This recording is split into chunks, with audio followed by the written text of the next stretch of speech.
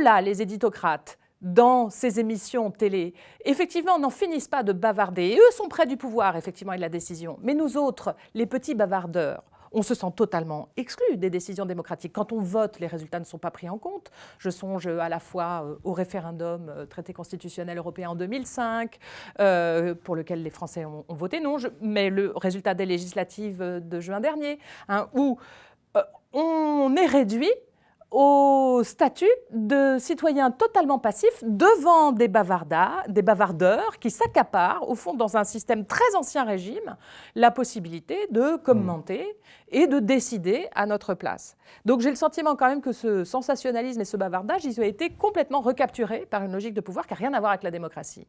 Le sujet vous fait réagir depuis le début de la semaine, la présence de Yacine Bellatar pendant la visite d'État d'Emmanuel Macron au Maroc. On rappelle que Yacine Bellatar a été condamné à 4 mois de prison avec sursis pour menace de mort, qu'il ne disait pas Charlie ni Nice après les attentats. On rappelle qu'il ne figurait pas dans la première liste de la délégation fournie par l'Élysée. Sur cette idée qu'on a des chaînes d'information continue qui produisent un bavardage,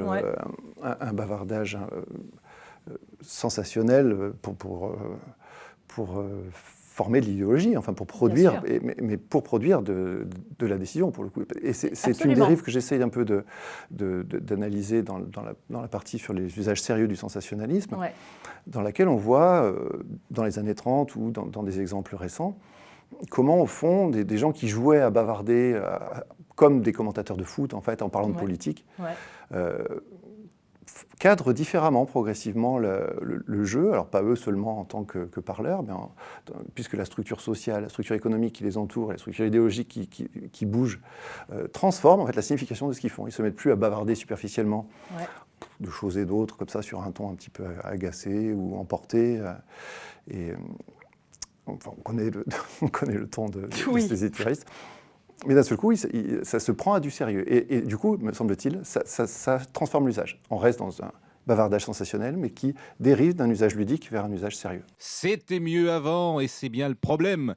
Le foot, c'est des souvenirs de mômes, et personne ne grandit jamais. Le foot, c'est la marmite d'Obélix. On tombe dedans tout petit. On ne devient pas amateur de football à l'âge adulte. On découvre l'art contemporain à 25 ans, l'opéra, des trucs pour faire le malin. Mais personne ne devient supporter à 40 ans. Le foot, c'est de la psy. Le foot, c'est les tripes.